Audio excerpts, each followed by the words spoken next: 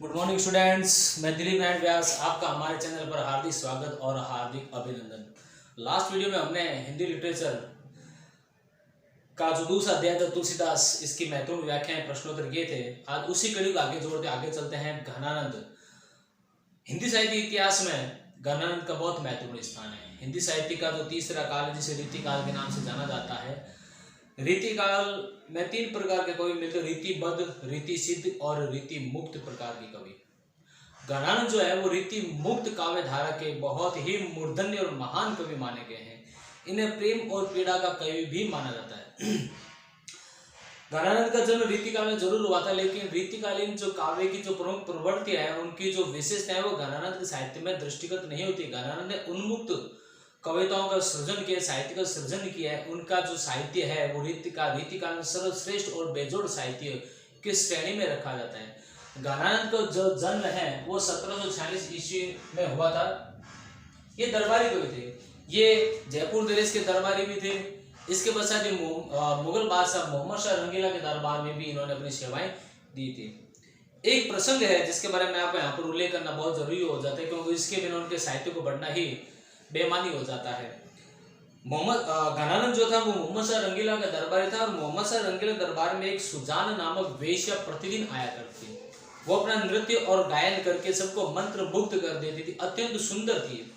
तो घनानंद भी उनसे प्रेम करने लग जाते हैं, उस सुजान नामक वेश्या से, और कई बार उन्हें अपना प्रेम पत्र लिखते, लेकिन सुजान नामक वेश्या उनके प्रेम पत्र का किसी प्रकार से जवाब नहीं देती। एक बार की बात है, मोहम्मद शाह रंगीला ने उन्हें कोई काव्य का पाठ या सुंदर कविता बोलने के लिए कहा, तो घनानंद ने उत्तर दे दिया, मना कर दिया कि भाई आज मेरा कविता सुनाने को कोई मन नहीं है। इससे मोहम्मद शाह रंगीला बड़ा नाराज हुआ।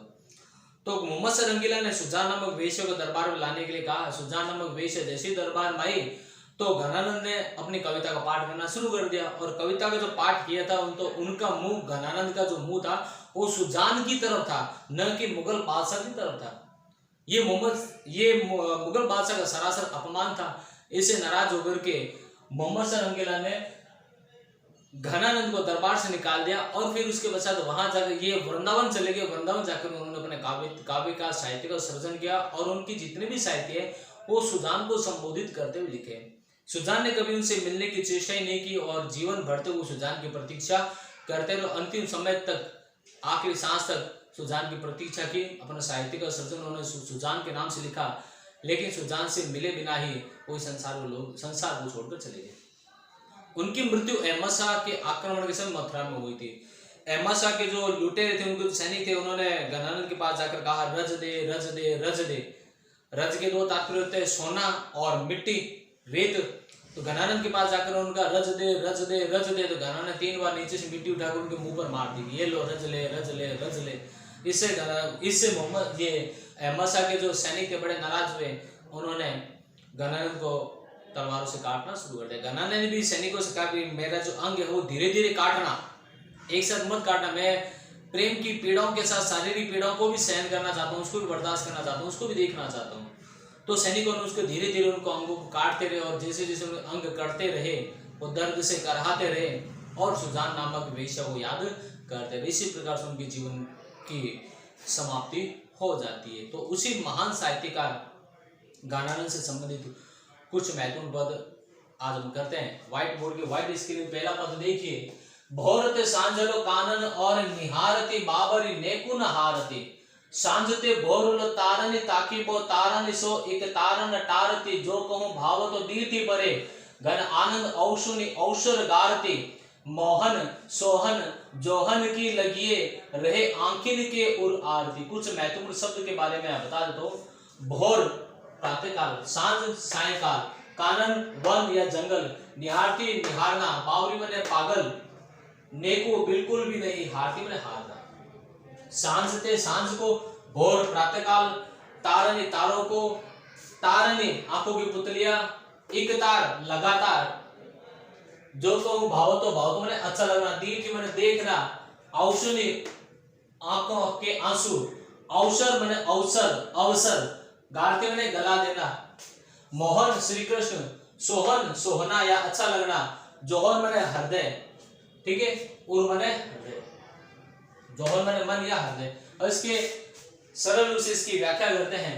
प्रस्तुत पद्यांश में ज्ञानानंद एक वीराणी नायिका जो भगवान श्री कृष्ण के प्रतीक व्यक्ति उसकी मार्मिक दशा का वर्णन करते हुए कहते हैं कि एक वीराणी नायिका भगवान श्री कृष्ण की प्रतीक्षा करती है भोरत सांझलो काननी। और ये वीराणी नायिका भोरत सांझ अर्थात प्रातः काल से लेकर सायकाल तक वन की ओर निहारती रहती है। अपने प्रीतम के आगमन की प्रतीक्षा करते करते एक वीराणी नायिका प्रातः काल से लेकर सायकाल तक वन की ओर देखती रहती, निहारती बाबरी नेकुन हारती। दोबारा देखते हैं, भोरते सांझलो कानन और निहारती बाबरी नेकुन हारती। अर्थात वीराणी नायिका भगवान श्री कृष्ण की प्रतीक्षा करते करते प्रातः काल से लेकर सायकाल तक वन की ओर निहारती रहती है और एक पल के लिए भी हारती नहीं, रुकती नहीं, लगातार बिना पलक झपकाए देखती रहती है।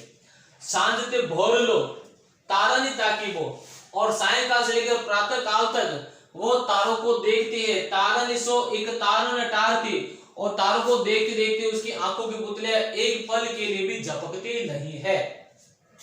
जो को भाव तो दी थी परे, घराने कहते हैं कि वीराणी नायिका को उनके मन को आनंद देने वाले भगवान श्री कृष्ण जैसे उन्हें दिखाई देते, उनके प्रीतम जैसे उन्हें दिखाई देते, गण आनंद अवसर गारती। तो घराने कहते हैं अपने प्रीतम को देखने खुशी में उसकी आंखों से लगातार अश्रु धाराएं प्रवाहित होती रहती, जिसके कारण वो अपने प्रीतम को देखने का अवसर भी गवा देती है।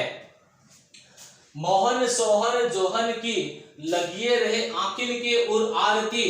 अर्थात मोहन के श्री कृष्ण को, सोहन माने अच्छे लगने वाले, जोहन माने हृदय, अर्थात भगवान श्री कृष्ण अर्थात वीराणी नायिका को आनंद प्रदान करने वाले भगवान श्री कृष्ण को देखने की लालसा उनके हृदय में ही रह जाती है। ये पहला पद है। दूसरे पद की तरफ चलते हैं। अति सुदो स्नेह को मार्ग है जहां नेकु सयान का बांक नहीं, जहां सांच चले तजी आपन को जिजगे कपटी जे निशांक नहीं, गण आनंद प्यारे सुदान सुनो या एक ते दूसरो आंक नहीं, तुम कौन दो पाटी पढ़े हो लला मन देहु पे लेहु छंटांक नहीं। तो प्रस्तुत पद्यांश में गणानंद अपनी सुदान को, अपने प्रेमिका सुदान को संबोधित करते हुए कहते हैं, प्रेम के मार्ग की विशेषताएं बताते हुए कहते हैं, अति सुदो स्नेह को मार्ग है कि हे सुदान, ये प्रेम रूपी मार्ग अत्यंत सीधा साधा और सरल मार्ग। अति सुदो स्नेह को मार्ग है, प्रेम रूपी जो मार्ग है अत्यंत सीधा साधा और सरल मार्ग है, जहां नेकु सयानक बांक, नेकु मैंने जरा भी, जहां नेकु सयानक, सयानक बांक, बांक मैंने टेढ़े व्यक्ति, सयानक मैंने सयानपन, अर्थात प्रेम रूपी मार्ग अत्यंत सीधा साधा और सरल है, जहां नेकु सयानक बांक नहीं। इस मार्ग पर सायन व्यक्ति अर्थात छल कपट करने वाले व्यक्ति बिल्कुल भी नहीं चल सकते। जहां सांचे चले तजी आपन को, इस प्रेम रूपी मार्ग पर सच्चे हृदय वाला व्यक्ति ही चल सकता है। इस प्रेम रूपी मार्ग पर सच्चा प्रेमी ही चल सकता है। तजी आपन को, अपने अहंकार विषय वासना को त्याग कर सच्चा व्यक्ति ही इस प्रेम रूपी मार्ग पर चल सकता है। जिजगे कपटी जे निशांक रही, कपटी व्यक्ति एक पल के लिए भी इस प्रेम रूपी मार्ग पर चल नहीं सकता। घन आनंद प्यारे सुजान सुनो, घनानंद सुजान को संबोधित करते कहते, हे प्रिय सुजान सुनो, या एक दूसरो आंक नहीं, अर्थात हम अपने जीवन में एक से एक के अलावा दूसरे से प्रेम नहीं करते, एक के अलावा दूसरी तरफ आंकते भी नहीं है। तुम कौन दो पार्टी पढ़ो है लला, मन देहु पे लेहु छटाक नहीं।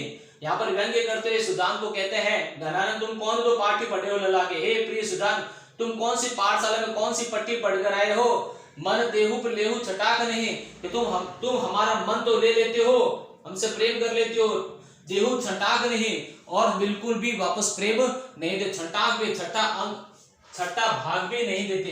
तुम कौन दो पार्टी पढ़े हो लला, मन देहु पे लेहु छटाक नहीं, के हे प्रिय सुजान तुम कौन सी पाठशाला में कौन सी पट्टी पढ़कर आए हो, कि तुम मन लेहु, कि तुम हमारा मन तो ले लेते हो पर छटाक नहीं, और देने मात्र भी बिल्कुल भी देने मात्र के लिए समझते नहीं, अर्थात तुम प्रेम तो ले लेते हो लेकिन प्रेम देना जानती नहीं हो।